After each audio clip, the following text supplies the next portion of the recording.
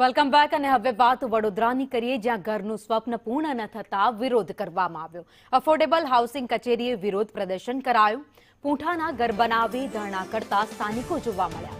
ગોરવામાં 4 મહિના અગાઉ મકાનને તોડી નાખવામાં આવ્યા હતા. મકાન તોડતા 250 પરિવારને ભારે હાલાકી પડી રહી છે. આવાસ માટે 5,000 ડિપોઝિટ ભરવામાં આવી છે. સરકારી આવાસ ખાલી છતાં તેમને મળતા નથી તેવા આક્ષેપ કરવામાં આવ્યા. નિરાકરણ નહીં આવે તો આગામી દિવસોમાં ઉગ્ર આંદોલન કરવાની પણ ચીમકી ઉચ્ચારવામાં આવી.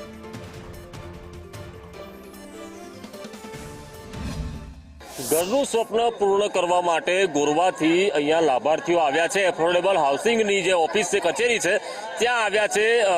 ધરણા યોજી રહ્યા છે, મકાનની માંગણી કરી રહ્યા છે.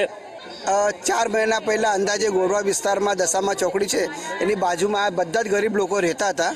તો એમના મકાનો તોડી દીધા અને તોડીને પાછું એ લોકોને એવું કીધું કે ભાઈ તમને અમે સ્વૈચ્છિક રીતે જગ્યા આપીશું. પાછું 4 મહિના થયા એ લોકો રસ્તા પર સૂઈ રહ્યા છે.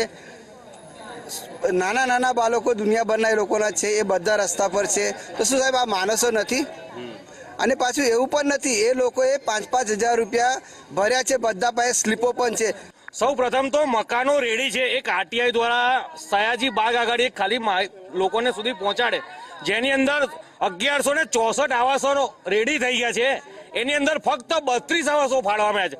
જ્યારે જે કહેવામાં આવે કે 1164 બાકી છે, તો આ ગરીબ ને નાના બાળકો ઠંડીની અંદર રોડની ઉપર એમનો સામાન લઈને બેસી રહ્યા છે. શાસન પક્ષ એટલું તાનાશાહી પર આવી ગયું છે કે ગરીબો માણસોને તો ઘર વહોણા કરી દીધા. કેટલા લોકો છે? લગભગ 250 મકાનો વાળા છે. હવે નાના નાના બાળકો ગઈકાલે અમારી પાસે રજૂઆત કરવા આવ્યા, તો અમે સ્થળ ઉપર ગયા તો ત્યાં ઓલરેડી મકાનો બંધ પડ્યા છે, વિકસ હાલતમાં છે. તો આવા નાના નાના બાળકોને અત્યારે રોડ ઉપર રહેવાનો વારો આવ્યો છે. કેમેરા પર્સન નિકેશ વડોલ સાથે કુણાલ શર્મા, સંદેશ ન્યૂઝ, વડોદરા.